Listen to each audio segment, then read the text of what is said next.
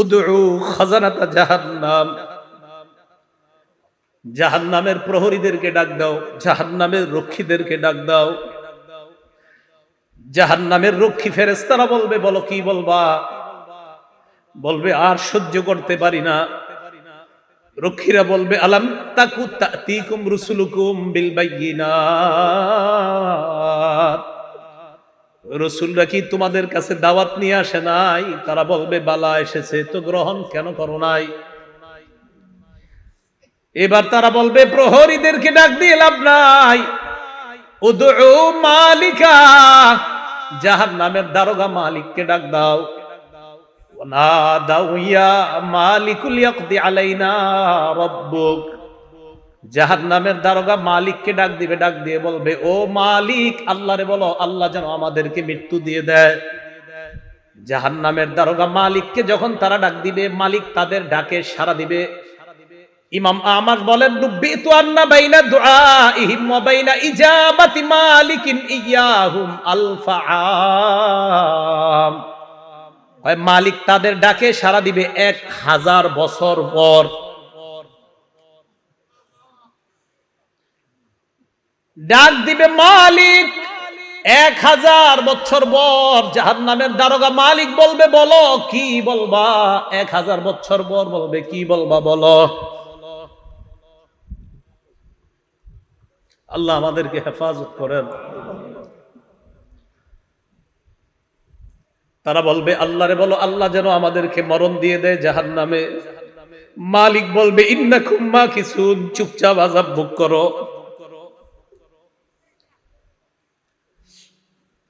এবার তারা বলবে, জাহান্নামের প্রহরীদেরকে ডাক দিয়ে লাভ হয় নাই, মালিককেও ডাক দিয়ে লাভ হয় নাই। উদউ রাব্বাকুম ইখাফফিফ আন্না ইয়াওমান মিনাল আযাব, রবকে ডাক দাও, রব আমাদের আযাব হালকা করে দিবে।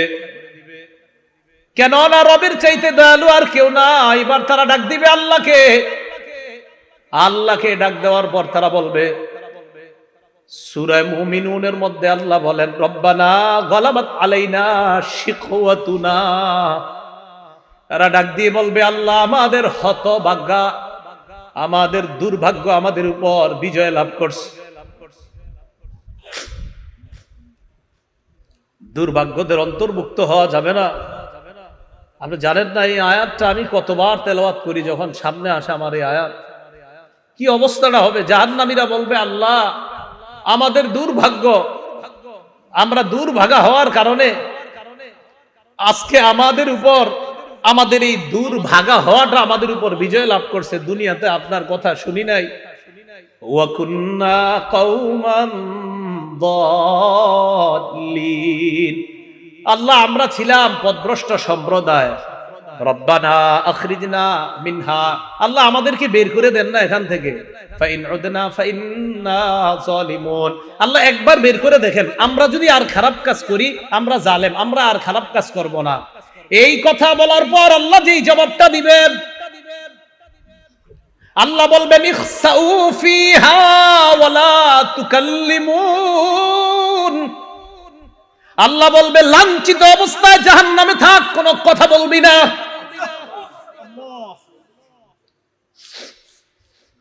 রব বলবে কথা বলবি না, চুপচাপ থাক। দয়াময় রব বলবে কথা বলবি না, চুপচাপ থাক।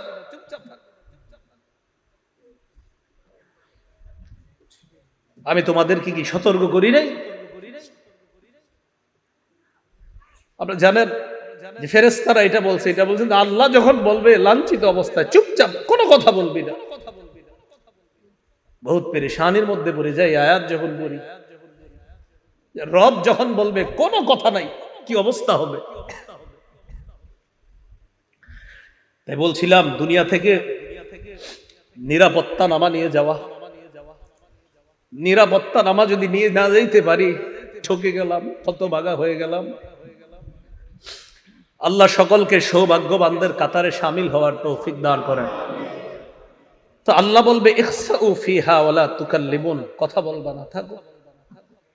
তো বলছিলাম ওই যে দরিয়া, এই দরিয়া নামক খাদ্য দেওয়ার পর এরপরে দেওয়া হবে কাঁটাযুক্ত খাদ্য, গুচ্ছ জাতীয় খাদ্য। গলা আটকানোর পর বলবে পানি দাও, তো পানি দিবে, পান করবে কি, চেহারার সামনে নীতি, চেহারা ঝলসে যাবে, পেটের সব ঝলসে যাবে। তখন তারা ফেরেশতা ডাক দিবে, জাহান্নামের প্রহরী ডাক দিবে, মালিককে ডাক দিবে, আল্লাহকে ডাক দিবে। সবাই তো একটা একটা বলবে, প্রহরীরা বলবে রাসূল আসে নাই, আর মালিক বলবে 1000 বছর পর চুপচাপ আযাব ভোগ করো, তাও তো একটু কথা বলবে। আল্লাহ কি বলবে দেখেন, লাঞ্ছিত অবস্থায় থাকো, কোনো কথা নাই, থাকো। রব যদি বলে কথা নাই, তখন তো শেষ। তো বলছিলাম দরিহ লা ইউসমিনু ওয়া লা ইউগনি মিন জু'। কয় দরি নামক খাদ্যটা কেমন জানো? এটা পুষ্টিও যোগায় না, ক্ষুধাও নিবারণ করে না। আচ্ছা, আমরা খাদ্য খাই কেন বলেন তো? হয়তো পুষ্টি বাড়ার জন্য, না হয় যেন ক্ষুধা নিবারণ হয়। আল্লাহ বলে লা ইউসমিনু, দরি নামক খাদ্য পুষ্টিও যোগাবে না, ক্ষুধাও নিবারণ করবে না। কিছু মনে করবেন না, পৃথিবীর একটা খাদ্য আছে যেই খাদ্যটা অ্যাভেলেবল মানুষ খায়, যেটা তার পুষ্টিও যোগায় না, ক্ষুধাও নিবারণ করে না। হুজুর কি এটা? মাশাআল্লাহ, ধূমপান। কি পান? ধূমপান। এটা পুষ্টিও যোগায় না, ক্ষুধাও নিবারণ করে না। বুঝা যায় দুনিয়ার ধূমপান জাহান্নামের দড়ির সাথে অনেকটা মিলে যায়। কি জি? জোরে কর না জি। সবাই শোনায় এখন শুনতে হবে তো। আপনাদের মুসল্লি যারা আছে এগুলোর দিকে তাকায় বলেন কি ঠিক আছে? দড়ি যেটা পুষ্টিও যোগায় না, ক্ষুধাও নিবারণ করে না। তো আমি কিন্তু বলছি না, আপনারাই বলছেন, আমি কিন্তু প্রথমে বলি নাই ধূমপান, আপনারাই বললেন এই খাদ্যটা কি, এটা পুষ্টিও যোগায় না, ক্ষুধাও নিবারণ করে না। তো আপনারা এবার মিলান এটার সাথে কোনটা মিলে। এরপরেও যদি কেউ ধূমপান করে কি করা, আল্লাহ হেফাজত করে না। তাহলে দড়ি নামক খাদ্য পুষ্টিও যোগায় না, ক্ষুধাও নিবারণ করে না। তো আমরা দেখছি যে এটার সাথে একটা খাদ্যের মিল আছে। আর আমি মাঝে মাঝে অবাক হই, ধূমপানের প্যাকেটের মধ্যে লেখা থাকে ধূমপান মৃত্যু ঘটায়, লেখা আছে, মনে করেন লেখা আছে মৃত্যু ঘটায়, মানে আমি দেখতাছি লেখা মৃত্যু ঘটায়, এরপরেও টান দিতেছি, মানে কি? আল্লাহ আমাদের সকলকে এই দুনিয়াতে থাকতেই আমি আপনি সহ আমরা সবাই যেন একদম কবর থেকে নিরাপদ হয়ে যেন আমরা কিয়ামতের মাঠে গিয়ে রহমতের চাদরে ঢেকে যেন আল্লাহ আমাদেরকে পুলসিরাত পার করে দেয়। আমিন। তাহলে এতক্ষণ জানলাম আমরা এমন কিছু চেহারা, যেই চেহারাগুলো নিচে থাকবে, যেই চেহারাগুলোর ভয়ঙ্কর অবস্থা হবে, জাহান্নামে যাবে, এরকম এরকম হবে। এবার আল্লাহ কি বলে দেখেন, কিছু চেহারা থাকবে নেয়ামতে পরিপূর্ণ। আলহামদুলিল্লাহ, আল্লাহ আপনি আমাদেরকে ওই চেহারাওয়ালা বানায়া দেন।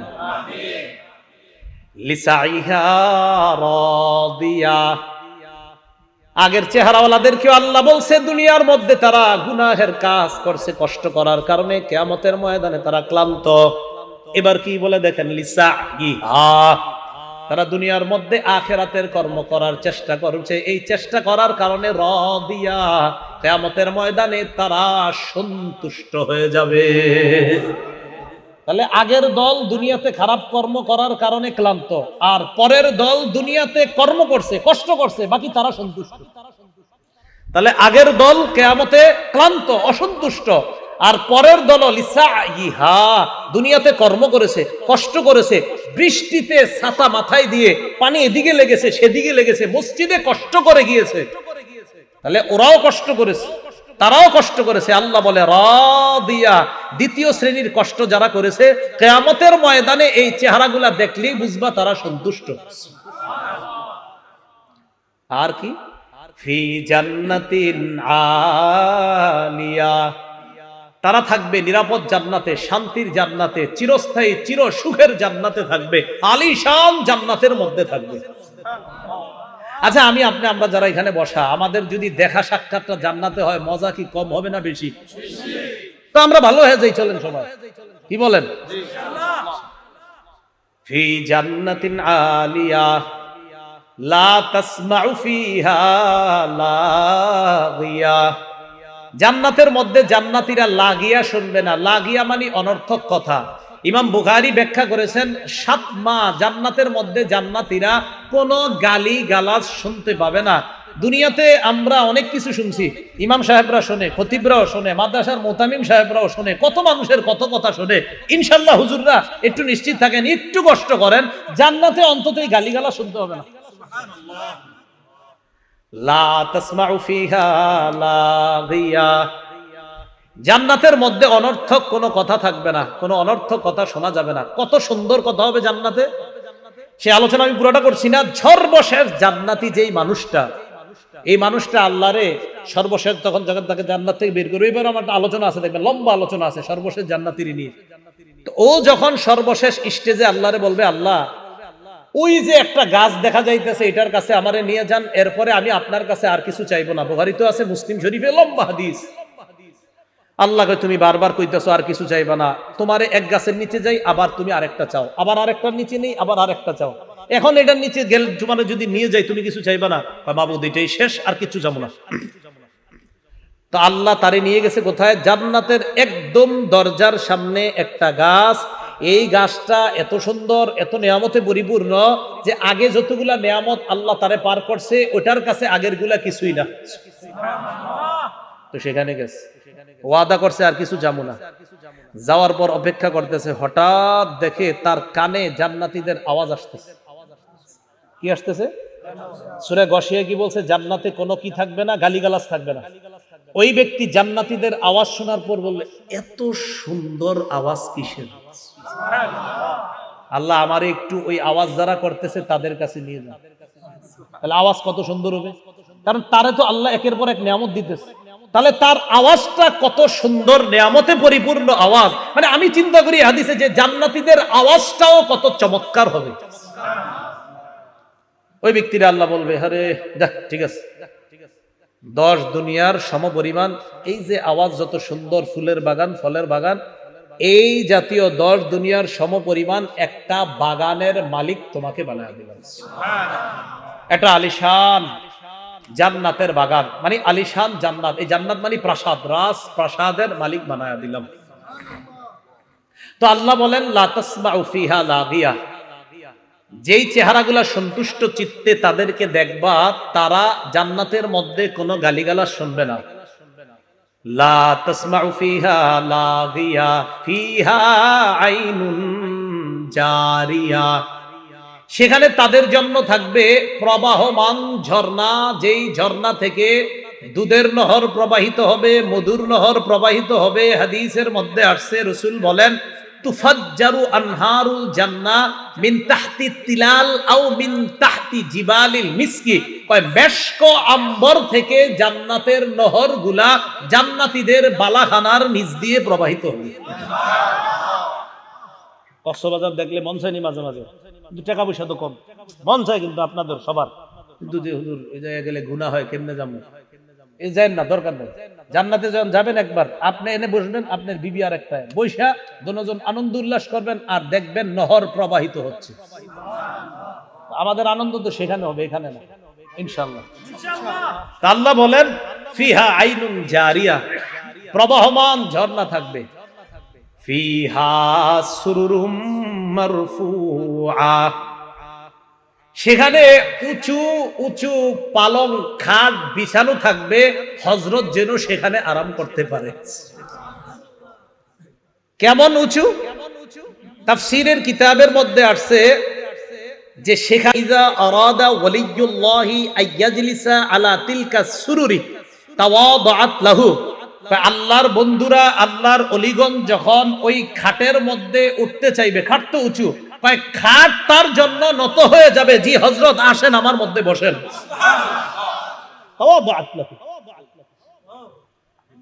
ফিহা সুরুরুম মারফুআতু ওয়া আকওয়াবুম মাওদুআ, তো খাটে বসবেন।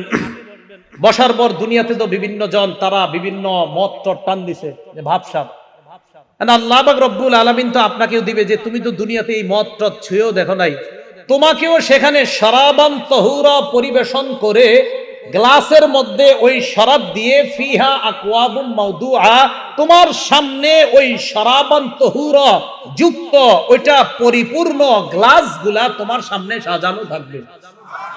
নাও তুমি আর তোমার বিবি পান করতে থাকবে। এজন্য বলছি, একবার চলেন, কষ্টে কোনো মতে যাই, তাই গুনাহ করা যাবে না, ঠিক আছে না? ইনশাআল্লাহ গুনাহ আজকে থেকে ছেড়ে দেব ইনশাআল্লাহ। কালকে এই মুহূর্তে আমি যে কবরে থাকতে পারি, আপনি কবরে থাকতে পারেন, তো কি দরকার আছে? যেহেতু মরে যাবই, তো কষ্ট কোনো মতে গুনাহ থেকে বাঁচি, বাস গুনাহ থেকে বাইচা মরবো ইনশাআল্লাহ। মানুষ মনে করতে পারে আচ্ছা আল্লাহ কি এগুলো দিবে, মনে করতে পারে যে এত বড় বড় খাট পালং ইত্যাদি, তা আল্লাহ বলে মিয়া চিন্তা করো না, আফালা ইয়ানজুরুনা ইলাল ইবিলি কাইফা খুলিকাত, তারা কি দেখে না ওটের দিকে, ওট কিভাবে সৃষ্টি করা হয়েছে, একটু ওটের দিকে দেখে না? ওয়াইলাস সামাই কাইফা রুফিআত, আকাশের দিকে তাকায় না, আকাশ কিভাবে উঁচু করে রাখা হয়েছে? আচ্ছা একটু খুঁজি আমরা দেখি কোথায় খাম্বা আছে আকাশের, আসেনি না? খোঁজেন না একটু, আমরা দেখি আসেনি খাম্বা, নাই তো এইভাবে রয়েছে কেন? এটা জোরে বলেন, কে রাখছে? কে রাখছে এইভাবে? আল্লাহ বলেন ওয়াইলাস সামাই কাইফা রুফিআত, আরে খুঁটি ছাড়া আসমান যদি আমি এইভাবে রাখতে পারি, আর তোমাদেরকে এই নিয়ামতে পরিপূর্ণ জান্নাত দেওয়া তো আমার কাছে কোনো ব্যাপার না। ওয়াইলাল জিবালি কাইফা নুসিবাত, খুব মন দিয়ে এই জায়গাটা বুঝেন, ওলামা হযরত আছেন। প্রথমে ওটের কথা বলছে, পরে আকাশের কথা, পরে পাহাড়ের কথা। কেন আগে ওটের কথা কেন? ওটের উপরে বৈশা, যখন আপনি ওটের উপরে বসবেন, বৈশাই একটু তাকান, আসমান দেখা যায়। ওট যখন চালাবেন, ওট সাধারণত পাহাড়ি অঞ্চলে চালানো হয়, আশেপাশে তাকায় দেখেন পাহাড়। তাই আল্লাহ বললেন তারা কি ওটের দিকে তাকায় না? আরবের মানুষগুলা তো ওটের উপরে বৈশা, এরপরে কি আকাশের দিকে তাকায় না? আসমান খুঁটি ছাড়া। আচ্ছা ঠিক আছে, চলতে চলতে ওয়াইলাল জিবালি, তারা কি পাহাড়ের দিকে তাকায় না? কাইফা মুসিবাত, কিভাবে পাহাড়টা স্থাপন করা হয়েছে। আচ্ছা তারা যে জমিনের উপর চলতেছে, ওয়াইলাল আরদি কাইফা সুতিহাত, জমিনের দিকে তাকায় না যে জমিনটা কিভাবে বিছিয়ে রাখা হয়েছে, আমি আল্লাহ বিছিয়ে দিলাম। আর ওই বিছানো জমিনের উপর তো তুমি ওটের মধ্যে আরোহণ করে আসমান আর পাহাড়গুলা দেখতে পাচ্ছ। তো এইগুলা দেখে তুমি কি বুঝো না আমি যে জান্নাত দিব? এরপরে আল্লাহ বলেন ফাযাক্কির, তো নবীজি সাল্লাল্লাহু আলাইহি সাল্লাম একটু চিন্তিত, আহারে আমি এত দাওয়াত দেই, কাফেররা কেন গ্রহণ করে না? কথার কথা। যেমন আজকে আপনারা আমি চাইছি যে এমন ভাবে বুঝাই যেন আজকে থেকে আর কেউ গুনাহ না করেন। তো এরপরেও যদি কালকে গুনাহ করেন, হইতে পারে কষ্ট লাগবে, আরে তো ভাবে কইলাম এরপরে গুনাহ করে। তো নবীজি দাওয়াত দেয়, এরপরে অনেকে দাওয়াত গ্রহণ করে না, কষ্ট লাগে যে আমি এত করে বুঝাই, গ্রহণ করে না কেন? আল্লাহ বললেন ফাযাক্কির, নবী আপনার কাজ আপনি শুধু ওয়াজ করতে থাকেন। সুবহানাল্লাহ, আপনার কাজ ফাযাক্কির, আপনি শুধু ওয়াজ করতে থাকেন। ইন্নামা আনতা মুযাক্কির, আপনি উপদেশ দিতে থাকেন, আপনি ওয়াজ করতে থাকেন, আপনি শুধু ওয়াজকারী, শুধু উপদেশ দাতা। লাস্তা আলাইহিম বিমুসাইতির, আপনি তাদেরকে জোর করে কিছু মানাবেন, আমি এই জন্য আপনারে পাঠাই নাই। আপনার কাজ শুধু বলা, গ্রহণ করবে না না করবে এটা আপনার দায়িত্ব না, আপনি শুধু ওয়াজ করার কাজ। লাস্তা আলাইহিম বিমুসাইতির, আপনি তাদের উপর নিয়ন্ত্রক নন, আপনি তাদের উপর বাধ্য না, তারা গ্রহণ করতেই হবে। আপনার কাজ ওয়াজ করা। বলেন আপনার কাজ কি? তো এখন যদি এই যুগে কেউ বলেন হুজুর এত ওয়াজ করেন কি লাভ, এত ওয়াজ করেন আসেনি, আমাদের কাজ কি শুধু পোষায় দেওয়া? খতিব সাহেবের কাজ কি শুধু? আর দোয়া করা। হ্যাঁ, দোয়া করা যে আল্লাহ কবুল যেন করে, আল্লাহ মানুষগুলা যেন কথাগুলা মানে, আল্লাহ মানুষগুলা যেন কথাগুলা মানে, বাস এতটুকু কাজ। বাকি হেদায়েত সে পাবে না না পাবে এটা আল্লাহ।